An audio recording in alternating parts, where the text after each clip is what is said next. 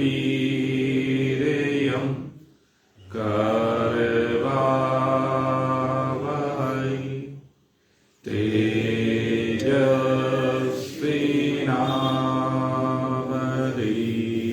तेजस्विनावधीतमस्तु मा विद्विषावहै।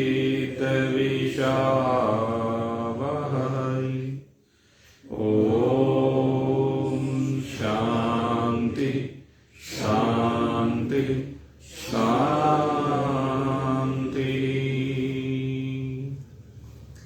वसुदेव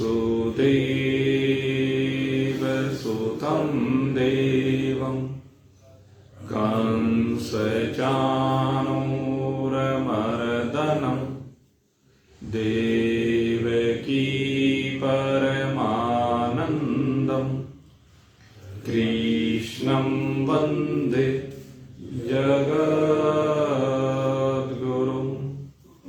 नारायणं नमस्कृत्य नरं चैव नरोत्तमं देवीं सरस्वतीं व्यासं ततो जयम् उदीरयेत्। अखण्डमण्डलाकारं व्याप्तं येन चराचरं तत्पदं दर्शितं येन तस्मै श्रीगुरुवे नमः। शङ्करं शङ्कराचार्यं केशवं बादरायणं सूत्रभाष्यकृतौ वन्दे भगवन्तौ पुनः पुनः। ईश्वरो गुरुरात्मेति मूर्तिभेदविभागिनि व्योमवद्व्याप्तदेहाय दक्षिणामूर्तये नमः।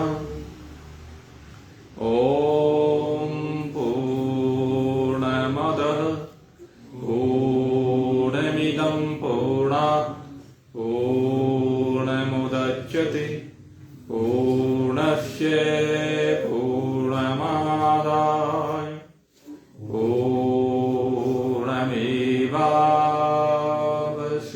पूर्णमेवावशिष्यते। ॐ शान्ति शान्ति शान्ति। बोलिए सच्चिदानंद भगवान की मोर मुकुट बंसी वाले श्यावर रामचंद्र भगवान की उमापति महादेव की पवन सुत हनुमान की। बोलो भाई सब संतन की। बोलो भाई सब भगतन की। जय जय जय जय जय जय। बोल सचिया जोता वाली माता तेरी सदा ही जय।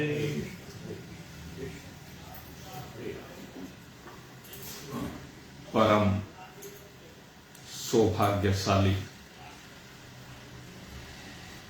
भगवत रस पिपासु जिज्ञासु प्रेम। आइए हम आज पुनः अपने आप को लेकर चलते हैं इस भागवत भागीरथी की शरण में। ये भागवत भागीरथी जो हमारे जीवन के पाप हैं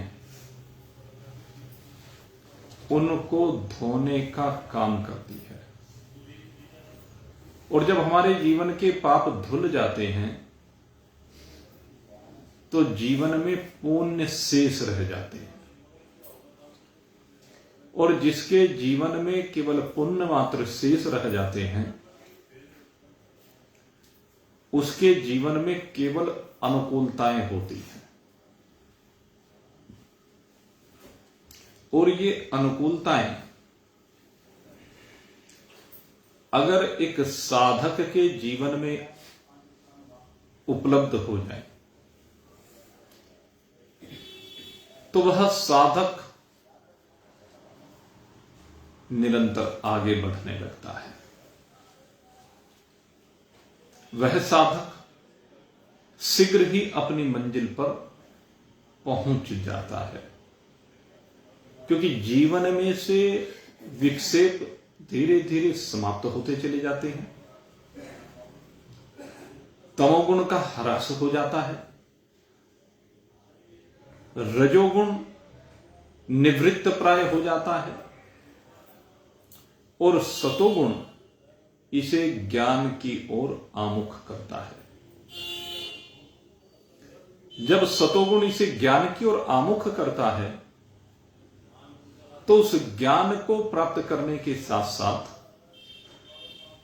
इसके अंदर वैराग्य का स्फुरण होता है। धीरे धीरे जीवन में वैराग्य बढ़ता चला जाता है, और जैसे जैसे वैराग्य बढ़ता है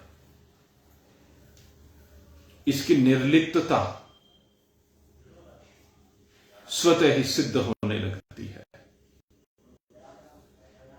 क्योंकि जहां ज्ञान समझ प्रदान करता है वही वैराग्य असंगता प्रदान करता है, चिपकाव समाप्त करता है, आसक्ति समाप्त करता है। इसलिए जीवन में वैराग्य का होना नितांत आवश्यक है, क्योंकि जब तक वैराग्य जीवन में नहीं होता कामनाएं होती हैं, इच्छाएं होती हैं, वासना होती है, तृष्णा होती है, स्पृहा होती है। और जब तक कामना के चारों रूप रहते हैं तब तक शांति की कल्पना भी नहीं की जा सकती। हम साधना क्यों करना चाहते हैं? उसके पीछे सबसे बड़ा कारण यही है कि हम शांत होना चाहते हैं। हमारी जो मन की वृत्तियां निरंतर संसार के पदार्थों में, संसार के प्राणियों में भ्रमण करती हैं, उनके संग से संयुक्त होकर के विकारित होती हैं, उन वृत्तियों को ही समझ के द्वारा शांत किया जाता है कि जिस ओर वृत्तियों का प्रवाह हो रहा है, हे मन, ये तुझे विक्षिप्त करने के लिए हो रहा है। जहां तू सोचता है कि तेरी जो वृत्तियां जा रही हैं इनसे तुझे सुख मिलेगा, लेकिन वास्तव में यह है कि परिणामतः वहां से दुख मिलता है, क्योंकि इन वृत्तियों के माध्यम से जिनमें तू सुख को ढूंढ रहा है वहां सुख है ही नहीं, सुख का लेस भी नहीं है, सुख की छाया मात्र है। इसे सुख मिल कैसे सकता है? सुख तो वहां पर मिलेगा जहां होगा। इसलिए इन वृत्तियों की दिशा को बदलने की आवश्यकता है। अभी तक तेरी वृत्तियां जो संसार की ओर जा रही हैं, संसार में भ्रमण कर रही हैं, वो अनेक वृत्तियां हैं, असंख्य वृत्तियां हैं। असंख्य पदार्थों में जाती हैं, असंख्य प्राणियों में जाती हैं, असंख्य कर्मों में जाती हैं। इनको डाइवर्ट करना है, मोड़ना है, इनको सही दिशा में लेकर जाना है। और जब सही दिशा की ओर वृत्तियां जाएंगी तो वो एक ही रास्ता है सही। और जब वृत्तियों का प्रवाह होगा तो वहां पर वृत्तियों की भिन्नता नहीं है, वृत्तियों की अनेकता नहीं है। वो वृत्तियां अनेक होते हुए भी एक हो जाती हैं, क्योंकि सारी वृत्तियां ज्ञानाकार वृत्ति होती हैं, सारी वृत्तियां परमात्माकार वृत्तियां होती हैं। वृत्तियां तो निरंतर प्रवाहित होंगी, लेकिन वो सारी वृत्तियां कैसी हैं? जैसे एक विद्यालय में आपने देखा होगा, जब प्रेयर होती है तो उस प्रेयर में एक क्लास के बच्चे एक के पीछे एक के पीछे एक के पीछे एक खड़ा होता है। दूर से अगर यदि देखें तो बिल्कुल एक नजर आता है। अगर ढंग से देखा जाए, एकाग्रचित्त करके देखा जाए, तो केवल एक दिखाई देगा, एक के साथ साथ सारे पीछे एक रूप होते हुए नजर आते हैं। ऐसे ये वृत्तियां भी जो परमात्माकार वृत्तियां होती हैं, वो सब वृत्तियां एकता को प्राप्त होती चली जाती है। और जब वृत्ति, आप खुद चिंतन कीजिए, जब अनेक वृत्तियों की जगह एक प्रकार की वृत्तियां होंगी तो अनुकूलता होगी कि प्रतिकूलता होगी, मन अशांत होगा कि शांत होगा। निरंतर जब एक ही प्रकार की वृत्तियां निकले, एक ही जैसा, एक रास्ता इसको कहते हैं, तो शांत होगा कि नहीं होगा चित्त? अशांत चित्त को शांत करने का तरीका एक यही है कि जो वृत्तियों की अनेकता है, वृत्तियों की भिन्नता है, जो आपके जीवन को विकारित करके विपरीतताएं परोस रही है, वो वृत्तियां एकाकार होकर के आपको अनुकूलता परोसनी प्रारंभ कर देगी। क्योंकि जब आपका चित्त शांत हो जाएगा तो अनुकूल आप स्वतः हो जाएंगे। इसलिए चित्त को अनुकूल करने की बात है। और चित्त अनुकूल तभी होगा जब आपकी समझ बन जाए। कौन सी समझ? मैं और मेरा, तू और तेरा, ये सब भ्रम है। चाहे शरीर भाव को लेकर हो, चाहे इंद्रियों से जोड़कर हो, चाहे प्राणों से संबंध रखता हो, चाहे अंतःकरण को लेकर के कहा जाता हो,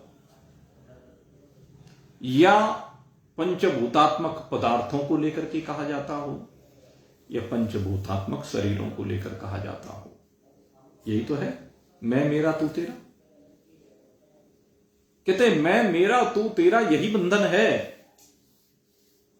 और जब इनकी सीमा से बाहर निकल जाता है ये जीव, तो उसी समय निर्विकारता की ओर बढ़ जाता है। इसमें विकार नहीं रहता है। तो इस विकार को हमें दूर करना है, और ये भागवत भागीरथी यही काम करती है, ये धोने का काम।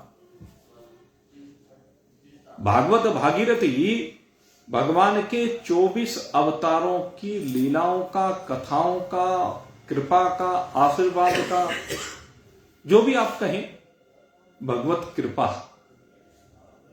का माध्यम है। वो कथाएं चाहे किसी भी रूप में कही जगह ही हों, लेकिन उन सब कथाओं का उद्देश्य एक परमात्मा ही है।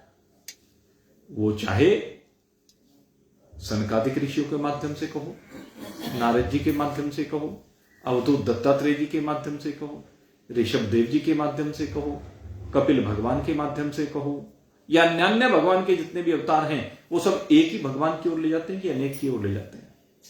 आप किसी के भी माध्यम से अपनी वृत्तियों को एक दिशा दें,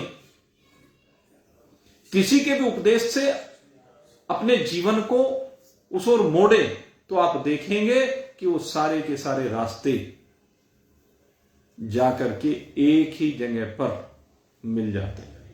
जैसे संसार में अनेकानेक नदियां अनेकानेक जगहों से अवतरित होती हैं। गंगा जी गंगोत्री से अवतरित हुई है, यमुना जी यमुनोत्री से अवतरित हुई है, सरस्वती माना से अवतरित हुई है। ब्रह्मपुत्र की बात करें तो चाइना में चला गया हमारा हिस्सा, और वहां नाम भी कुछ दूसरा है, उन्होंने रख दिया अपने हिसाब से, वहां से निकल कर आती है। कुछ नदियां नेपाल की तरफ से निकल निकल कर आती हैं, कुछ कश्मीर से निकली हुई नदियां पाकिस्तान की तरफ चली जाती हैं पंजाब होते हुए। तो सबके जो उद्गम स्थल है वो भिन्न भिन्न है। नर्मदा को देखें तो बीच में मध्य प्रदेश में जो ओंकारेश्वर है वहां उसके निकट से अवतरित होती है। गोदावरी, कावेरी, ये सब हमारे इधर साउथ के इलाकों में वहां से अवतरण का जो स्थल है वो भिन्न है, लेकिन सब पहुंचती कहां है? सबकी मंजिल एक सागर है। संसार की जितनी भी नदियां हैं सारी नदियां एक समुद्र को प्राप्त होती हैं। कोई भी नदी ऐसी नहीं है जिसकी यात्रा समुद्र तक ना पहुंचती हो। वो अलग बात है कि वो बीच में दो नदियां आपस में मिल जाए तो एक का नाम समाप्त हो जाए, लेकिन जल तो उसका फिर भी वहीं रहता है, वो दूसरी के माध्यम से मिलती चली जाती है। जैसे गंगा जी में अनेक नदियां मिलती हैं और मिलते मिलते आखिर में एक गंगा जी ही गंगा सागर में सागर के साथ एक रूपता को प्राप्त हो जाती है। तो भाव क्या है? सबकी मंजिल एक है, सब सागर में जाकर मिल जाती है। इसी प्रकार से आप चाहे सनकादिक ऋषियों के उपदेश के माध्यम से अपने जीवन को आगे बढ़ाओ, चाहे जो कपिल भगवान ने देवहूति को ज्ञान दिया उसके माध्यम से अपने आप को आगे बढ़ाओ, चाहे भगवान अवधूत दत्तात्रेय जी ने जो यदु महाराज को ज्ञान प्रदान किया उसके माध्यम से आप अपने जीवन को आगे बढ़ाओ, चाहे भगवान ऋषभ देव जी ने जो जीवन जीने की कला हमें सिखाई उसके माध्यम से आप आगे बढ़ता हो, चाहे जो भगवान श्री कृष्ण ने गीता जी का उपदेश दिया उसके माध्यम से अपने जीवन को आगे बढ़ा लो। लेकिन इन सबके माध्यम से जब आप अपने जीवन को आगे बढ़ाएंगे तो जाएगा कहां? एक परमात्मा की ओर। आपकी मंजिल एक परमात्मा ही रहेगी, आपकी यात्रा का पर्यवसान एक परमात्मा में ही होगा, आपकी यात्रा परमात्मा से भिन्न और कहीं नहीं जाए। तो श्रीमद् भागवत भागीरथी भले 12 स्कंदों में अलग अलग जगह पर भगवान के अलग अलग स्वरूपों को समझाया गया हो, लेकिन है सब एक ही परमात्मा। तो व्रती चाहे नरसिंहाकार हो, चाहे परशुरामाकार हो, चाहे रामाकार हो, चाहे वराहकार हो, चाहे वामनाकार हो, ये सब एक ही परमात्मा के रूप हैं। एक ही परमात्मा अनेक रूपों में भाषित हो रहा है। परमात्मा अनेक नहीं है, परमात्मा एक ही है, लेकिन एक परमात्मा अनेक रूपों में हमें भाषित हो रहा है। भक्त की भावना के अनुसार एक ही परमात्मा अनेक रूपों में प्रकट होकर के अनेक लीलाओं का हेतु होता है। लीला एक ही है, एक से भिन्न कुछ भी नहीं है, एक परमात्मा। तो उसी एक परमात्मा का उपदेश इस श्रीमद् भागवत भागीरथी में प्रदान किया गया है। और इस उपदेश को ग्रहण करने से जितने भी विकार हैं वो सारे विकार धुल जाते हैं, वो विकार जीवन में रहते नहीं। और जैसे जैसे विकार समाप्त होते हैं आपके पाप समाप्त हो गए, और पाप समाप्त हो गए तो कहते हैं ताप समाप्त हो गए। पापों से ताप समाप्त हो जाते हैं, क्योंकि जीवन में जितने ताप हैं वो पापों के कारण हैं। इसलिए हमारे ग्रंथ बार बार कहते हैं कि तू शुभ कार्यों में लगा रहे, तू परोपकारी कार्य करता रहे, तो पुण्य कार्य करता रहे, तू धार्मिक कार्य करता रहे, तू सामाजिक कार्य करता रहे, तू दूसरों के हित के लिए अपने शरीर को लगाता रहे, अपने जीवन को दूसरे के हित के लिए समर्पित करता रहे। बार बार हमारे शास्त्र यही कहते हैं, क्योंकि ये हमारे पापों को धोकर के हमारे जीवन में पुण्य की पूंजी एकत्रित करते हैं। और वैसे तो अध्यात्म विद्या में पुण्य भी एक विकार ही है, लेकिन यह विकार कैसा है? जैसे किसी के पैर में कांटा चुभ गया हो।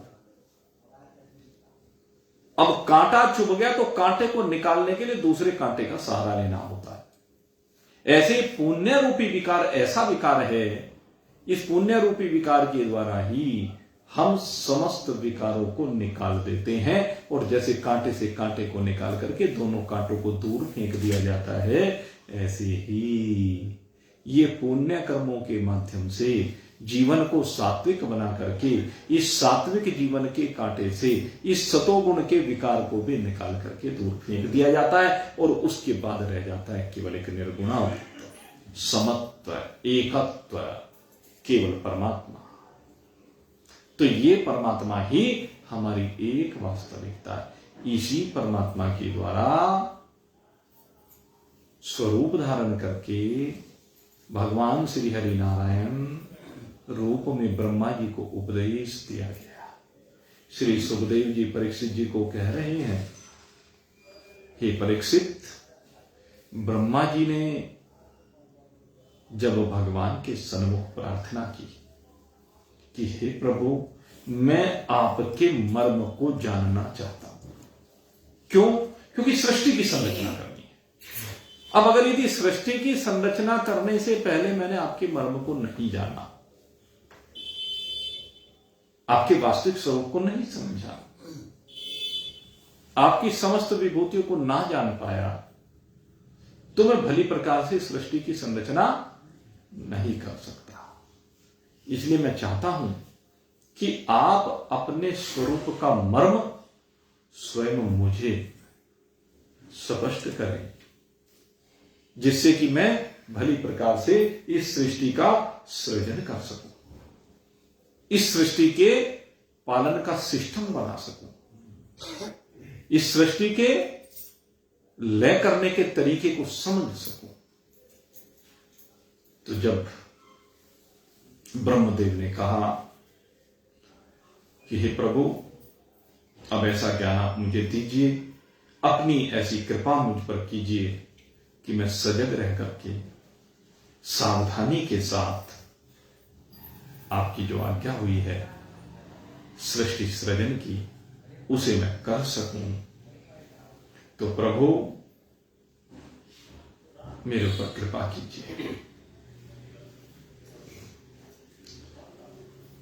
जब ब्रह्मदेव ने भावों के साथ, श्रद्धा के साथ, आस्था रखते हुए, संपूर्ण निष्ठा से भगवान के चरणारविंदों में प्रणाम किया, अपना निवेदन किया, तो भगवान अति प्रसन्न हुए। ये ऐसी बातें हैं, कहने को शब्द मात्र है, लेकिन सारे अध्यात्म का जो सारे वो इन्हीं में छिपा हुआ है। अध्यात्म विद्या अगर किसी को प्राप्त करनी है तो इनके बिना हो ही नहीं सकती। आस्था, निष्ठा, समर्पण, श्रद्धा, विश्वास, प्रेम, ये ऐसे दुर्लभ भाव हैं, दुर्लभ है ये। इनको समझने की आवश्यकता है।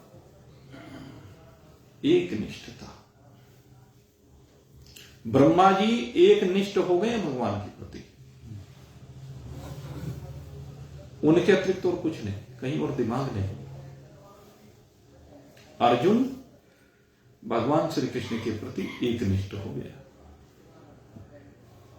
कार्पण्य दोषोपत स्वभाव पृच्छामि त्वाम धर्म सम्मूढ़ चेतः यश्रेयान निश्चित्वं ब्रूहितन में शीशस्त्यहं साधिमां त्वं प्रपन्ने। क्या कह दिया? नंबर 1 तो शिष्य हूं, नंबर 2 आपकी शरण हूं, नंबर 3 मैं आपके अतिरिक्त किसी को नहीं जानता। जो मेरे संशयों का छेदन कर सके, मुझे आपके अतिरिक्त जगत में कोई दूसरा ऐसा दिखाई ही नहीं देता, इसे कहते हैं निष्ठा। उपमन्यु ये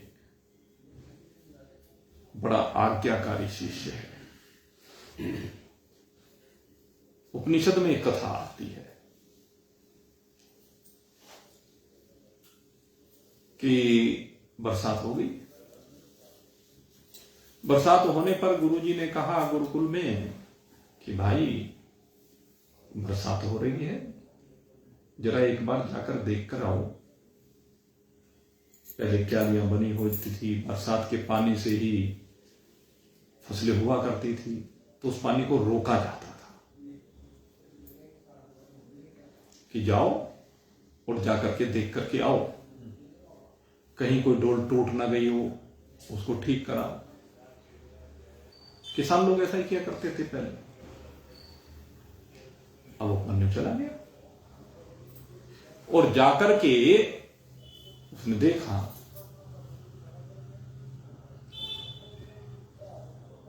एक डोल टूटी हुई थी। आसपास की मिट्टी वहां लगाने का प्रयास किया, लेकिन वो पानी बह रहा था, बरसात हो रही थी, मिट्टी रुके नहीं। जब किसी भी प्रकार से पानी रुकने का साधन नहीं बना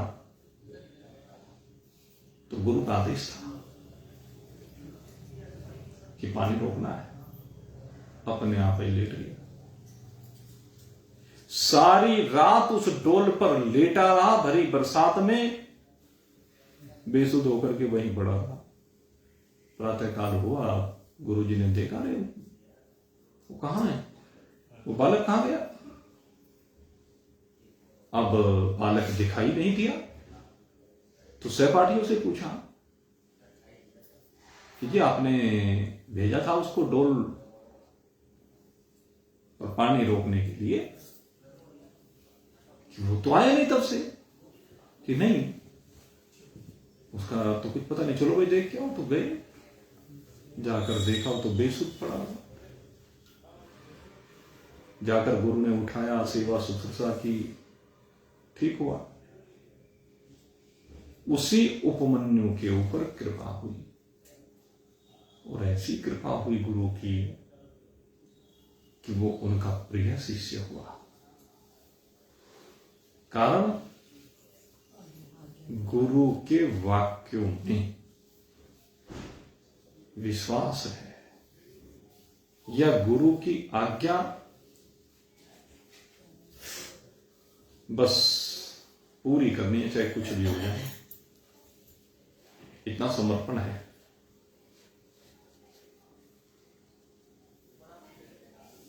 और उसके बाद ये एक महान आत्मज्ञानी हुए, क्योंकि गुरु की कृपा प्राप्त हो गई। ध्यान इधर उधर नहीं होता, वो उसका ध्यान इधर उधर नहीं जाता है, भटकता नहीं है, एक निष्ठता है, विश्वास है गुरु के वाक्यों में। जिनका विश्वास होता है उसी को ये ज्ञान प्राप्त होता है। तो ब्रह्मा जी को विश्वास है। ब्रह्मा जी के वचनों को जब भगवान ने सुना, ब्रह्मा जी की श्रद्धा को जब भगवान ने देखा, तो कहते हैं श्री भगवान उवाच ज्ञानम परम गुह्यम में यद विज्ञान समन्वितम सहस्यम तदंगच ग्रहण गदितम मया। कहते अनुभव, प्रेम, संयुक्त भक्ति और साधनों से संयुक्त, अत्यंत गोपनीय, परम गुह्यम। कहते हैं हे ब्रह्मदेव, एक तो मैं अनुभव वाली बात बता रहा हूं कि कैसा अनुभव होना चाहिए, एक में प्रेमा भक्ति जिसके द्वारा मैं प्राप्त होता हूं, वो तुझे बता रहा हूं, और साधनों से संयुक्त अत्यंत गोपनीय ज्ञान। ज्ञानम परम गुह्यम में यद विज्ञान समन्वित, यद विज्ञान समन्वित, ज्ञान तो कहूंगा, लेकिन जो जो ज्ञान के साधन वो सब तेरे प्रति कहूंगा। मैं तुझसे कोई छिपाव नहीं रखूंगा, बस इसलिए जो है ग्रहण गदितम मया। लेकिन अब तेरे अंदर ये पात्रता होनी चाहिए कि तू उसको ग्रहण कर सके। गुरु तो ज्ञान दे देता है, लेकिन शिष्य ग्रहण कर पा रहा है कि नहीं कर पा रहा है, उसको जीवन में उतार पा रहा है कि नहीं उतार पा रहा है, मुख्य बात यह है। और कीमत इसी बात की है। कहते हैं कोई विषय मैं तेरे से छिपाव नहीं करूंगा, सब कुछ तेरे सन्मुख प्रकट कर दूंगा। यावान अहम यथा भावो यद रूप गुण कर्मकः तथैव तत्त्वविज्ञानमस्तु तथैव तत्त्वविज्ञानमस्तु ते मद अनुग्रहात्। कहते मेरे अनुग्रह से मेरा जितना भी विस्तार है,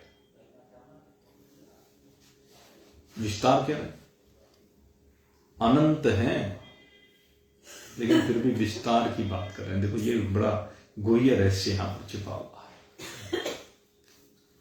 परमात्मा के विस्तार को कौन कह सकता है, कौन समझ सकता है?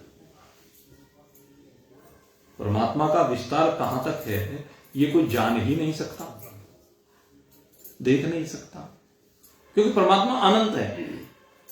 जहां भी कहें यहां तक, उसके बाद क्या, उसके बाद भी परमात्मा। यही तो रहस्य है कि इसके बाद क्या, नहीं यहां भी परमात्मा। परमात्मा का कभी कहीं भी अंत हो ही नहीं सकता। जहां पर अगर परमात्मा का भी अंत हो गया तो यानी उससे आगे कोई दूसरा है। इसलिए कहते हैं कि अनंत होते हुए भी लेकिन परमात्मा विस्तार की बात करते हैं। ये परमात्मा अव्यक्त है, अनिर्वचनीय है, अर्थात जिसको किसी भी प्रकार से व्यक्त ना किया जा सके, जिसका निर्वचन न किया जा सके, वाणी के द्वारा जिसे समझाया ना जा सके, वाणी की पकड़ से परे है। वाणी तो वहां आते आते लय हो जाती है। नेक कर्ण और वाणी सब ही वर्णन में अनजान। इसके बारे में ये कहा, मनन किसी का मन नहीं करता जिससे मन का ध्यान। मनन किसी का मन नहीं करता जिससे मन का ध्यान। नेक कर्ण और वाणी सब ही वर्णन में अनजान। वहाँ डेरा जमाया मेरी जान, जहाँ कोई नहीं आता। वहाँ डेरा जमाया मेरी जान, जहाँ कोई नहीं आता। वहाँ डेरा जमाया मेरी जान। क्या कहते हैं? कहते मनन किसी का मन नहीं करता। कहते ये तत्व वो है जिसका मनन कोई भी मन नहीं कर सकता। जब नहीं कर सकता तो भाई फिर भी क्यों मनन करने की बात कहते हैं बार बार। श्रोतव्यो मंतव्यो निधिध्यासितव्यो। आत्मा आत्मा के बारे में, आत्मा भी श्रोतव्य मंतव्य निधिध्यासितव्य। आत्मा का श्रवण करना चाहिए, आत्मा का मनन करना चाहिए, आत्मा का निध्यासन करना चाहिए। जब मनन हो ही नहीं सकता तो कौन मनन करे? कहते यही खेल है। मनन करते करते मनन रूपी कांटे से जिस मन के द्वारा मनन किया जा रहा है उससे मन के कांटे को उखाड़ दीजिए। मनन रूपी कांटे से मन के कांटे को उखाड़ दीजिए और मन भी और मनन भी दोनों लय को प्राप्त हो। लेकिन मनन का कांटा होना चाहिए। ये खेल बहुत गहरे रहस्य हैं। कोई कोई बिरला इस बात को समझ पाता है। समझ वो पाता है जो इसमें डूब जाता है। जो निरंतर इस तत्व में लगा रहता है, अन्वेषण करता रहता है। ये रिसर्च है क्या ना? ये वो रिसर्च है जो ब्रह्मदेव ने की है। सृष्टि में सबसे पहले ब्रह्मदेव ने इस रिसर्च को किया। परमात्मा ने समझाया और उन्होंने परमात्मा को फिर उसी तरह से खोजा, उसका अन्वेषण किया, साधनों के द्वारा उसे पाया जो उन्होंने कह दिया, और फिर आगे ब्रह्मदेव ने उसको आगे बढ़ाया और ब्रह्मदेव से आगे फिर परंपरा से आगे बढ़ता चला गया। फिर उसके ऊपर सबने अपने अपने तरीके से रिसर्च की है, उसको बार बार खोजा गया।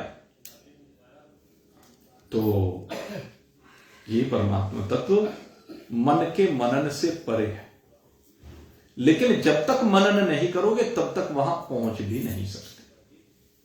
ये ठीक है कि मन लय हो जाएगा, लेकिन उससे आगे जब मन के संकल्प विकल्प से विरहित, वृत्तियों से विरहित हो जाएगा आपका मन, तब जाकर के उस तत्व की अपने आप को अपने आप में अपने आप, ये तीन बातें मैं कहता हूं, इनके ऊपर बहुत गौर करने की बात है। अपने आप को अपने आप में, अपने आप की अपने आप अनुभूति हो जाती है। आत्मन्येव आत्मनः तुष्टः, आत्मा से आत्मा में ही तुष्ट हो जाता है, संतुष्ट हो जाता है, परिपुष्ट हो जाता है। यह ऐसा ज्ञान है। तो मनन किसी का मन नहीं करता जिससे मन का ध्यान, नेक कर्ण और वाणी सब ही वर्णन में अंजा। अब है निर्वचनीय, अनिर्वचनीय है, अव्यक्त है, वाणी की पकड़ नहीं, मन की पकड़ नहीं, इंद्रियां, प्राण, अंतःकरण सब पीछे छूट जाते हैं, अहंकार, महतत्व, प्रकृति सब पीछे छूट जाती है। लेकिन फिर भी महान पुरुष भगवान की इसी एक लाइन से प्रेरणा लेते हैं कि जब परमात्मा अव्यक्त हैं और अव्यक्त होने पर अपने विस्तार को प्रकट कर रहे हैं ब्रह्मदेव के सामने, तो जिस आश्चर्य की भांति परमात्मा ब्रह्मदेव के सामने अपने स्वरूप को स्पष्ट कर रहे हैं, उसी प्रकार से महान पुरुष, आत्मज्ञानी महान पुरुष, ब्रह्मविद ब्रह्मनिष्ठ महान पुरुष इस अव्यक्त अनिर्वचनीय आत्म तत्व को आश्चर्य की भांति परमात्मा से प्रेरणा लेकर के इस तत्व को, इस तत्व के विस्तार को, इस तत्व की विभूतियों को स्पष्ट कर देते हैं, समझा देते हैं, अनुभूत करा देते हैं, अनुभव। तो ये महान पुरुषों की कृपा से होता है, इसलिए महान पुरुषों की कृपा कहेगी। और महान पुरुषों की कृपा उसी के ऊपर होती है जो श्रद्धावान होता है, निष्ठावान होता है, आस्थावान होता है, श्रद्धा से संयुक्त होकर के, विश्वास से संयुक्त होकर के उनके चरणों में संपूर्ण समर्पण करता है, संपूर्ण 100%। तद विद्धि प्रणिपातेन परिप्रश्नेन सेवया उपदेक्षन्ति ते ज्ञानम् ज्ञानहु तत्त्वदर्शिनः। कहते पहले प्रणिपात करना होता है, और प्रणिपात का एक उदाहरण मैं आपको बड़ा दिव्य उदाहरण देता हूं, बहुत सुंदर उदाहरण है, और ये भगवान श्री राम से संबंध रखता है। भगवान श्री राम गुरुकुल से विद्या अध्ययन करके आए, और गुरुकुल से विद्या अध्ययन करने के उपरांत भगवान श्री राम को आदेश हुआ कि जाओ तीर्थाटन करके आओ, देशाटन करके आओ। कहते देश का भी भ्रमण करो और तीर्थों का भी भ्रमण करो। गए, भ्रमण करके आ गए, और आ करके वो संसार से विरक्त हो गए। वो बिल्कुल न किसी से बोलें, किसी से कोई बात ना करें, प्रबल वैराग्य, अपने आप को एक कक्ष मात्र में सीमित कर लिया, ना किसी से मिलना जुलना कुछ नहीं। सब परेशान है, महाराज दशरथ परेशान है, सारे राजमहल में रहने वाली माताएं सब परेशान है, क्योंकि भगवान राम की ये उदासी किसी से देखी नहीं जाती। बहुत परेशान। वशिष्ठ जी को भी पता, लेकिन कोई हल नहीं। इधर विश्वामित्र जी परेशान हो गए। ताड़का, मारीच, सुबाहु आदि असुर उनको परेशान करते हैं, उनकी साधना में बाधा बनते हैं। यज्ञ करते हैं तो करने नहीं देते, उसमें मांस आदि डाल करके उस यज्ञ को नष्ट भ्रष्ट कर देते हैं, क्योंकि दुष्टों का आचरण ऐसा ही है। जो दुष्ट प्रकृति के लोग होते हैं, जो असुर होते हैं, मारीच, सुबाहु, ताड़का आदि, इनका काम ही यही है कि महान पुरुष जो शुभ कार्य करते हैं कि इनको शुभ कार्य नहीं करने देना है। तो परेशान हो गए विश्वामित्र जी। विश्वामित्र जी स्वयं समृद्ध हैं, समर्थ हैं, लेकिन समर्थ होने के बावजूद भी उन असुरों के ऊपर अपने हाथ से अस्त्र नहीं चलाते, शस्त्र नहीं चलाते उनके ऊपर। कारण, विश्वामित्र जी पहले अक्षत्रिय थे, राजा थे, लेकिन राजा होने के बावजूद वशिष्ठ जी के साथ जब इनका मिलन हुआ, वशिष्ठ जी की नंदिनी गांव को यूं हर करके ले गए और नंदिनी ने विश्वामित्र जी के सारे सैनिकों को परास्त कर दिया। वो घटना आती है, समझाते, एक विस्तार में उसकी नहीं जा रहा। तो कहने लगे इस अक्षत्रिय बल को धिक्कार है। विश्वामित्र जी ने कहा कि अक्षत्रित्व जो मेरे अंदर है और इसमें जो बल है, कहने धिक्कार है। कहने ब्रह्म तेज के बल के आगे, ब्रह्म बल के आगे अक्षत्रित्व बल कुछ भी नहीं। बिना अस्त्र शस्त्र के मेरी सारी सेना को यूं ही परास्त कर दिया कि गाय ने। कैसी अद्भुत गाय है ये।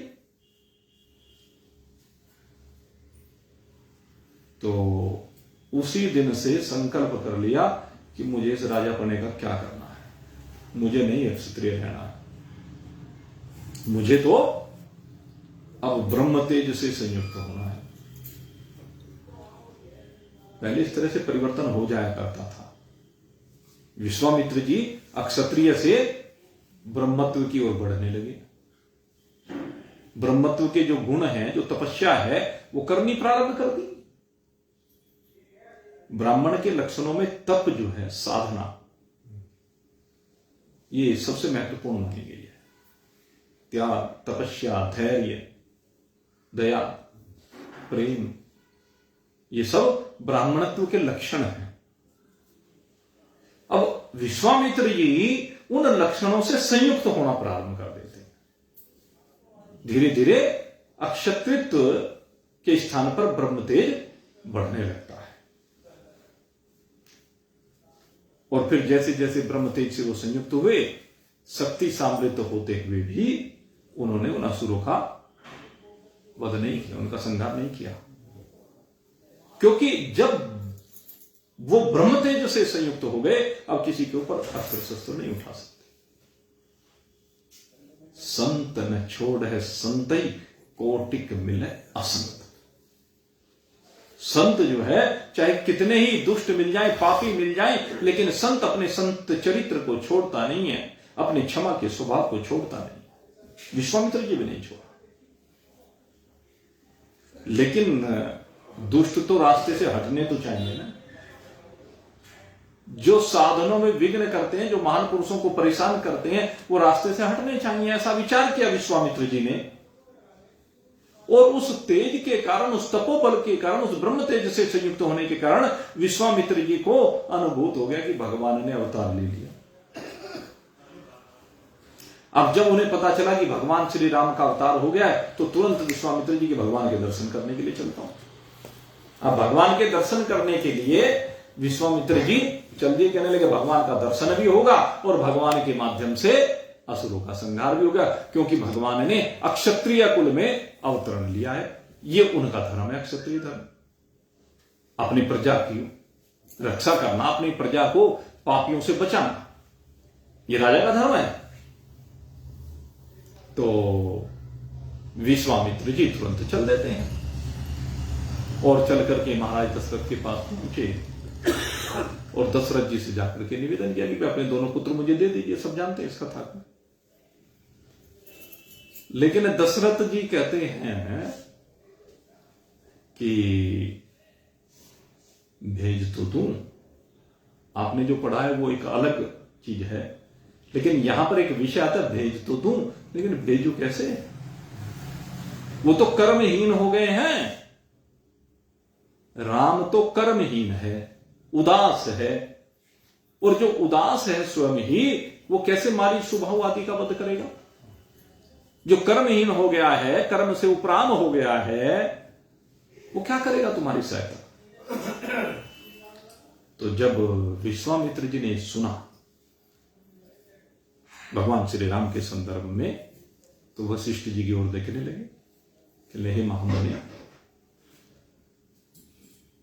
आप तो ब्रह्मा जी के पुत्र हैं और हम असीम ज्ञानी हैं, अमित तेजस्वी हैं, आपके होते हुए राम जी की ये स्थिति, ये बात मेरी समझ में नहीं। तो विश्वामित्र ने कहा कि राम को बुलाओ। महाराज दशरथ को आज्ञा दी, राम जी को बुलाया गया। राम जी आ गए, प्रणाम आदि किया, जो एक लोक मर्यादा है, बस बैठ गए। तो उस समय विश्वामित्र जी प्रेरित करते हैं वशिष्ठ जी को, कहते महाराज इनको उपदेश दीजिए। इस समय इनके मन में वैराग्य कूट कूट कर भरा हुआ है। ये जो अभी भ्रमण करके आए हैं उसके कारण से इनके अंदर वैराग आ गया संसार की दशा को देख करके। इसलिए ये सब प्राणियों में क्या देखा है इन्होंने, ये किम कर्तव्य विमूढ़ हो गए हैं संसार की दशा को देख करके, और दशा क्या दुर्दशा को देख करके। कैसे लोग कामी हो गए, क्रोधी हो गए, लोभी हो गए, मोही हो गए। उस चीज को देख करके राम जी अनासक्त हैं, असंग हैं, उदास हैं। इस उदासी को आपको दूर करना।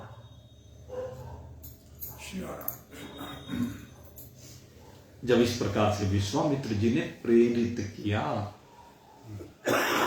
विश्वामित्र जी की प्रेरणा से वहां पर फिर सत्संग का प्रवाह हुआ और भगवान श्री राम ने वशिष्ठ जी की शरण में बैठ करके, वशिष्ठ जी सतगुरु, उस उपदेश को ग्रहण किया और उस उपदेश को ग्रहण करने के बाद तब कर्तव्य मार्ग पर आरूढ़ हो गए, आगे बढ़े। जब उन्होंने उपदेश दिया, और यह उपदेश योग वशिष्ठ कहलाता है। यही बिल्कुल घटना भगवान श्री कृष्ण और अर्जुन की है। अर्जुन की भी तो स्थिति भगवान श्री राम जैसी, जो मैंने कहा, ऐसी स्थिति अर्जुन की है। सामने परिजनों को देख करके मोह से संयुक्त होकर के उदासीन हो गए, उदास हो गए। भगवान श्री कृष्ण ने अर्जुन की उदासी को दूर किया, वशिष्ठ जी ने भगवान श्री राम की उदासी को दूर किया है। कैसे? हमारा जो शास्त्र है ना, ये हमें योग विद्या का ज्ञान प्रदान करता है। ये जो योग विद्या है ना, अलग अलग तरह के योग है। आप गीता जी को दे रहे तो 18 अध्याय, 18 के 18 योग है। योग माने जुड़ना, जिस चीज से भी आप जुड़े वही योग। अगर यदि उदासी से जुड़ गए तो उदास योग हो गया, उदासी से जुड़े तो उदासी योग। इसलिए कहा अर्जुन विषाद योग। अर्जुन विषाद से संयुक्त हुआ, किम कर्तव्य विमूढ़ हुआ, तो विषाद योग बन गया। फिर भगवान ने राह सुझाई, शरीर का उद्देश्य समझा, ये मानव शरीर हमें किस लिए मिला है ये समझाया। भगवान श्री राम को योग वशिष्ठ का ज्ञान, उसमें बताया है कि शरीर कर्म करने के लिए मिला है, शरीर से कर्म करना, शरीर मिला इसीलिए। और अब आपको चुनाव करना है कि कर्म करना क्या है, किस तरीके से करना है। यह भगवान श्री राम को समझाया। दुनिया में तो रहता हूं पर तलबगार नहीं। कहते आपकी जो उदासी है, आपका जो वैराग्य है, आपकी जो असंगता है, हे राम दुनिया में तो रहता हूं पर तलबगार नहीं हूं। आपकी उदासी यही तो कह रही है कि आपको दुनिया की इच्छा ही नहीं है, दुनिया के भोग्य पदार्थों की आपको इच्छा ही नहीं है, दुनिया के किसी भोग में आपका मन नहीं जाता है, आप समस्त भोगों से विरहित हो गए हैं। यही तो है वैराग्य। लेकिन यह ठीक है कि वैराग्य का जीवन है, लेकिन वैराग्य का जीवन होने के बावजूद भी शरीर तो यही है। और जब तक शरीर है, भगवान श्री कृष्ण कहते हैं नहीं कश्चित् क्षणमपि जातु तिष्ठति अकर्मकृत्। कहते जब तक शरीर है तब तक इस शरीर से कर्म होना ही चाहिए। वैसे तो स्वयं होता रहता है, प्रकृति के गुणों में बरतते हैं, लेकिन भगवान ने जो ये बुद्धि दी है, बुद्धि तेषाम् अधिको विशेष, भगवान ने जो ये तुम्हें बुद्धि विशेष रूप से अधिक दी है, ये इसीलिए दी है हे अर्जुन कि तुम शस्त्र उठाओ। कौन सा शस्त्र? कर्म का शस्त्र। कर्म का शस्त्र आपको उठाना पड़ेगा और कर्तव्यनिष्ठता का बाण उस पर धारण करना पड़ेगा। कर्तव्यनिष्ठता के बाण को उस कर्म के धनुष पर रख करके परमात्मा को लक्ष्य बना करके छोड़ते रहो, छोड़ते रहो, छोड़ते रहो। राम राम जपते रहो जब लग घट में प्राण। राम राम जपते रहो जब लग घट में प्राण। कभी तो दीन दयाल के भनक पड़ेगी कान। सीताराम सीताराम सीताराम हरे। सीताराम सीताराम सीताराम हरे। राधे श्याम राधे श्याम राधे श्याम हरे। कभी तो दीन दयाल के भनक पड़ेगी कान, जब कर्तव्य निष्ठता के द्वारा आप वो बाण परमात्मा को लक्ष्य बना करके छोड़ते रहोगे कि परमात्मा का आशीर्वाद प्राप्त होगा, परमात्मा की कृपा प्राप्त होगी, परमात्मा मेरे हैं, मुझे परमात्मा से मिलना है। इन विशिष्ट भावों से संयुक्त होकर के आप अपने कर्तव्यों का निर्वाह करते रहोगे तो एक दिन तो उसके कानों में भनक पड़े ही पड़ेगी। जब ध्रुव ने 6 महीने तक ये काम किया तो भनक पड़ गई। छोटे से प्रहलाद की भावना की भी भनक पड़ गई। अरे अजामिले जैसे पापी की नारायण पुकारने मात्र से भनक पड़ गई। महाराज बलि के हृदय के प्रेम को देख करके भगवान स्वयं ही दौड़े दौड़े आगे भिखारी बनकर के। भगवान की लीलाएं ऐसी ही है। तो भगवान श्री राम को योग वशिष्ठ का उपदेश दिया, अर्जुन को गीता का उपदेश दिया, महाराज यदु को अवधूत दत्तात्रेय जी ने अवधूत गीता का उपदेश दिया, परीक्षित को सुखदेव जी ने श्रीमद् भागवत का उपदेश दिया। इसी प्रकार से महान पुरुष उपदेश प्रदान करते हैं। कौन सा उपदेश? कहते हैं उपदेश यही है ये चतुश्लोकी भागवत का। ये जो उपदेश ब्रह्मदेव को देना प्रारंभ किया है भगवान ने, आज आपके सामने जो मैंने रखा है आज, ये इसी उपदेश को महान पुरुष, अनेक महान पुरुष अपनी अपनी भाषा में, अपनी अपनी शैली में भक्तों की निष्ठा को देखकर, आस्था को देखकर, समर्पण को देखकर, श्रद्धा को देखकर, उनके विश्वास को देखकर के अनेकानेक प्रकार से व्यक्त करते रहते हैं। लेकिन सो ज्ञानी एक वाणी, सब ज्ञानियों की वाणी एक ही है, एक ही परमात्मा तत्व को विभिन्न इशारों के माध्यम से, विभिन्न दृष्टांतों के माध्यम से अनुभूत करा देते हैं। जैसे भगवान ने ब्रह्मदेव को अपने स्वरूप को अनुभूत कराया है निर्वचनीय व्यक्त होने के बावजूद, उसी प्रकार से महान पुरुष इस अनिर्वचनीय तत्व को, अव्यक्त तत्व को, असीम, अपार, अखंड, अनंत, अगाध तत्व को इशारों इशारों में समझा देते हैं। और अधिकारी शिष्य इशारों इशारों में समझ करके आनंदित हो जाता है, अनंत आनंद से संयुक्त हो जाता है। वो आनंद जो अखंड होता है। अखंड आनंद किसे कहते हैं? जिसमें बीच में ब्रेक नहीं है। जैसे हम इंटरनेट चलाते हैं, कथा का प्रसारण मान लीजिए होता है इस फेसबुक पे, बार बार बीच बीच में गड़बड़ करता रहता है, ब्रेक होता रहता है। जैसे आपके जीवन की धारा सही दिशा में चल रही है, जैसा आप चाहते हैं, जैसा आपने प्रयास करके, मेहनत करके अपने जीवन को दिशा दी है, लेकिन बीच में विक्षेप आया और धारा बदल गई। लेकिन आपका काम क्या है कि वो विक्षेप आया, उस विक्षेप की निवृत्ति की और फिर से धारा को उसी दिशा में बहाती। ये काम हमें करना है। विक्षेप तो आएंगे,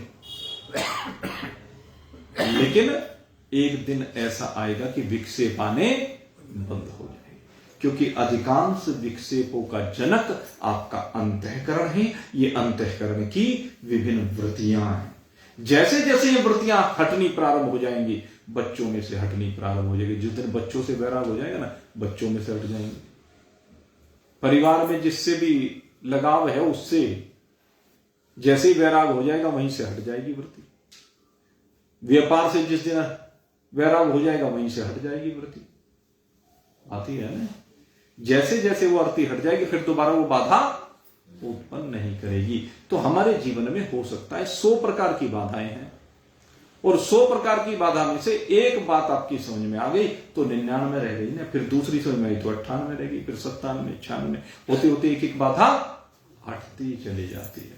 और जिस दिन ये सारी बाधाएं हट जाएंगी तो फिर आपका कनेक्शन निर्बाध होगा, कंटिन्यूअस होगा, निरंतरता बनी रहेगी, नित्यत्व में विराजमान। ये निरंतरता बनते ही आप नित्यत्व में विराजमान हो जाए। जब तक निरंतरता नहीं बनेगी तब तक नित्यत्व नहीं हो सकता। बात समझ में आनी चाहिए। जैसे मान लीजिए मैथमेटिक्स का कोई क्वेश्चन आपकी समझ में नहीं आया, चैप्टर आपके टीचर ने समझाया, लेकिन वो समझाने के बाद भी किसी क्वेश्चन पर अटक गए, तो जिस पर अटक गए वो ही क्वेश्चन आपको हार्ड लगने लगा। लेकिन जैसे ही गुरु ने उसका सॉल्यूशन करा दिया तो समझ में आ गया, समझा दिया। मेरे इसी बात के ऊपर अपने जीवन की घटना याद आ रही है। हम इंटरमीडिएट में पढ़ा करते थे, और इंटरमीडिएट में जब हम पढ़ा करते थे तो एक दिन क्या हुआ, हमारा जो बड़ा भाई, उसका रिश्ता तय होना था, और भाई हमें वो मांग भराई की रस्म होती है, उसके लिए हमें वहां जाना पड़ा। मैं कभी किसी दिन विद्यालय नहीं छोड़ता था। मेरी अपनी याद में कभी ऐसा नहीं हुआ कि जानबूझ के कभी विद्यालय छोड़ा। तो उस दिन वो विद्यालय छूट गया, और उस दिन हमारे गुरुजी ने लोगरिथम नाम का एक चैप्टर होता है वो समझा दिया, और लोगरिथम एक गणना करने की अलग विधि है, वो उन्होंने समझा दिया। अब अगले दिन हम आए, हमारी कुछ समझ में नहीं आए, जबकि मैथमेटिक्स हमारे लिए बड़ा रोचक विषय रहा है। हमारे गुरुजी बहुत अच्छा समझाया करते, आदरणीय बीपी संगल जी बहुत अच्छा मैथमेटिक्स के एक्सपर्ट रहे हैं। हमारे समय में तो उनके जैसे शिक्षक नहीं मिलते, बहुत बढ़िया थे। तो खैर भाई वो उन्होंने तो चैप्टर पढ़ा दिया, समझ में हमारे कुछ आया नहीं क्योंकि हम गए नहीं, और वो विषय ऐसा था कि मैंने अपने आप समझने का प्रयास किया, बात बनी नहीं, और उसको आगे फिर वो ट्रिग्नोमेट्री में जगह अप्लाई कर रखा था। अब भाई कैसे बात, हमने ट्यूशन अपनी जिंदगी में कभी किया नहीं। खैर पहले समझने का प्रयास नहीं करते रहे प्रयास, लेकिन बात नहीं बनी। एक दिन में फिर आखिर मेरा फ्री पीरियड था, कोई टीचर एब्सेंट थे, और संयोग की बात मैंने देखा फिजिक्स की लेबोरेटरी में वो श्री ए पी शर्मा जी के साथ बैठे हुए थे। पहुंच गया मैं वहीं पर, और वहीं जाकर मैं, गुरुजी हाँ बता भाई क्या बात। मैंने कहा गुरुजी ये आपने पढ़ाया था, उस दिन मैं एब्सेंट था, मजबूरी थी, और अच्छा दावत खा रहा था मजाक वाली बात। नहीं आप समझ सकते हैं जो बात है, पर मेरी समझ में ये आया नहीं, और इसके समझे बगैर मेरी गाड़ी आगे बढ़ती। अच्छा बैठ, वहीं लेबोरेटरी में 5 मिनट में उन्होंने मुझे लोगरिथम समझा दिया, तो संशय दूर हो गया, लोगरिथम हमेशा के लिए स्पष्ट हो गया, कोई शंका नहीं रही। तो वही बात है, ये बाधाएं हैं जीवन की। इसी प्रकार से जीवन की जो बाधाएं हैं एक एक करके हटती जाएगी। जैसे आपकी समझ में आएगा वैसे हटती जाएगी। पुत्र की वास्तविकता समझते पुत्र का मोह समाप्त, पत्नी की वास्तविकता समझते जीवन में क्या महत्व है वो आसक्ति समाप्त। जितने आपकी सामग्री है, जिनको रोज अपनी मैं मेरी करते हो, उनकी असारता समझ में आती, काम चलाओ तो रहेंगे वो सब चीज, लेकिन फिर उनसे चिपकाव नहीं रहेगा, और ये चिपकाव की बाधा हटते ही सीधे योग होता चला जाएगा, मिलन होता चला जाएगा परमात्मा से। आपका परमात्मा से इस शरीर के रहते रहते मिलन हो, ऐसी शुभ भावनाओं के साथ अब यहीं पर आज के सत्संग को विश्राम दे रहे हैं। बोलिए सच्चिदानंद भगवान की।